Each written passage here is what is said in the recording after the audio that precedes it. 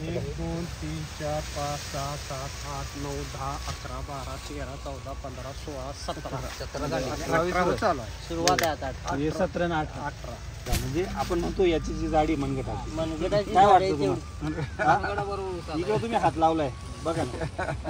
बरोबर एवढं ऊस दिसते. साधारणपणे सर ऊस एका वजन केले तर 2 किलोच्या आराम येणार नाही. 2 किलोच्या पूर्ण एका ऊसाचं वजन. 2 किलो आराम बरोबर आहे. आणि सगळ्यात महत्वाचं पानाची शिर बघा. 4 बोट आराम इजी बसते 4 बोट. 15 मे पासून एवढा पाऊस आहे पण कुठे प्लॉटला मावा तुमचं मावा म्हणा तांबेरा कुठे दिसलं हे एकदम प्लॉट फ्रेश आहे. साधारण महिन्याला 3 ते 3.5 कांड्या वाढलेले होते. 2 महिने 6-7 पेरी वाढलेली होती. अच्छा. आणि जाडीमध्ये काय 7 फरक? पेरी वाढल्यात.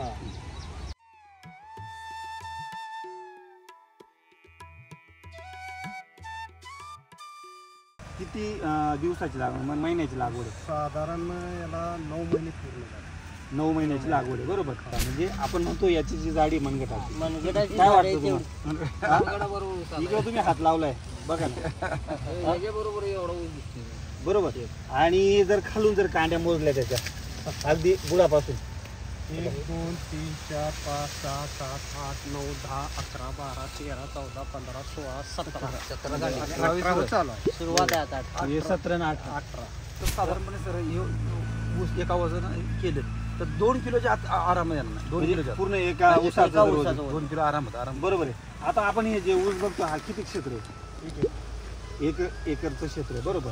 आणि 1 एकरचं क्षेत्र आहे. आज उंची जर बघितली सगळ्याची ऊसाची आपण जर बघितलं उंच वर साईडला बघितलं तर सरासरी उंची किती असेल याची? उठून बघा दाखवलं. म्हणजे माझी हाईट 5.5 फूट आहे बरोबर. शिवाय सर उभे राहा बरोबर. तुमची हाईट किती आहे? 13 फूट तर आहे. 12-13 फूट 13 फूट तर आहे. पानाची लांबी बघितली लांबी बघा. तर बघा बरोबर. 5 फुटापेक्षाही जास्त म्हणजे पानाची आपल्या दोन्ही लांबी. हाताचा जो आणि बोर आहे. 4 आपली रुंदी बघा. आणि 4 सगळ्यात बोट महत्वाचं पानाची शिर बघा. 4 बोट आराम इजी बसते 4 बोट. आणि एवढा सतत पाऊस आहे बरोबर. म्हणजे 15 मे पासून एवढा पाऊस आहे पण कुठे प्लॉटला मावा तुमचं मावा म्हणा तांबेरा कुठे दिसलं हे एकदम प्लॉट फ्रेश आहे. तुमची जी ट्रीटमेंट आहे ती काय आहे? हे आधी रासायनिक होत्या.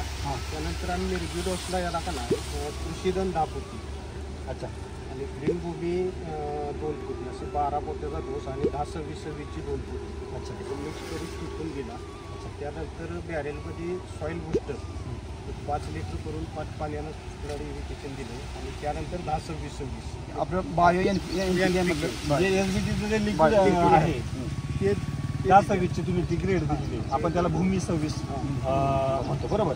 तर भूमी 26 दिलेले किती लिटर गेले ते?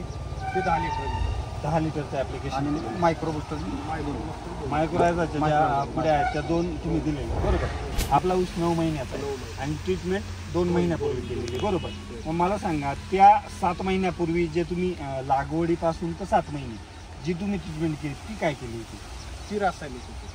बरं. ती 7 महिन्याचा अनुभव आणि आपली एसबीटीची ट्रीटमेंट 2 महिन्यापूर्वीचा अनुभव काय बदल वाटतो? साधारण महिन्याला 3 ते 3.5 कांड्या वाढलेल्या होत्या. 2 महिने 6-7 पेरी वाढलेली होती. अच्छा. आणि जाडीमध्ये काय 7 फरक? पेरी वाढल्यात. जाडीमध्ये काय फरक जाणार? जाडी बघा आता जाडी नाही आधीचे 7 महिना जेव्हा होते तेव्हा समजा कांड्या कमी असतील ठीक आहे. आणि 2 पेऱ्यात अंतर मी वाढलंय आणि साईज वाढलंय.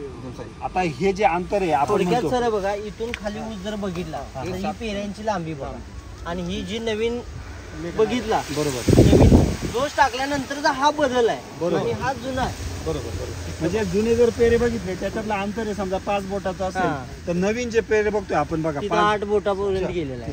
6-7 म्हणजे हा जो बदल आहे निरीक्षण करताना हेच बघायचे आपल्याला. समजा पेरे मोजले आपण 17-18 पेरे आहे ठीक आहे पण पेऱ्यांची जी रुंदी पाहिजे ही तर कमी आहे आणि पेऱ्यांमधले अंतर अंतर जी लांबी आहे ती तर जास्त आहे. मग याचा फायदा काय होणार आहे?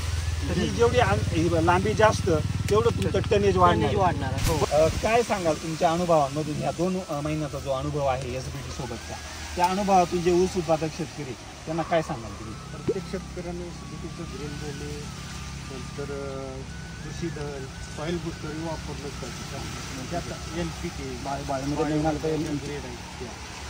काय झालं जमिनीचा पोत आता पूर्ण ढासळलेला आहे ऊस ऊस ऊस करून.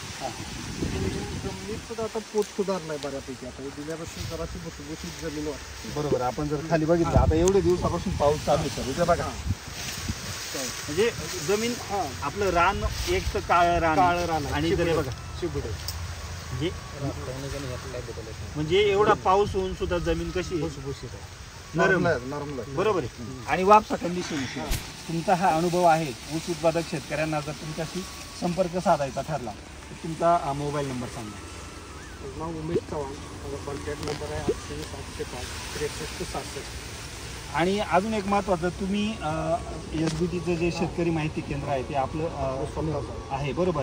आणि तुम्ही स्वतः शेतकरी आहे, तुमच्या स्वतःच्या अनुभवातून तुम्ही इतर शेतकऱ्यांना मार्गदर्शन करताय. प्लॉट आपल्या भावाचा आहे, त्याला हे पटत नव्हतं. हां मिरगी डोस टाकल्यापासून त्याला पटलं. आज कामानिमित्त जरा बाहेर गेला. अच्छा, म्हणजे तुमच्या सख्या बंधूंचा हा प्लॉट आहे बरोबर. बरोबर. शिवाजी सर, तुम्ही कोल्हापूर जिल्ह्याचं काम बघताय SBTच्या माध्यमातून, तर तुमचं शॉपचा नाव, ॲड्रेस आणि तुमचा मोबाईल नंबर सांगा. माझं नाव शिवाजी चव्हाण, कॉन्टॅक्ट नंबर 8757585025. शॉपचं नाव साई आणि ड्रायव्हर. आणि सर तुमचं? नमस्कार, माझं नाव अजय मोहन चौगले. आपलं माल्यामध्ये ऊर्जा ॲग्रो नावानं शॉप आहे, पन्हाळा तालुका, जिल्हा कोल्हापूर.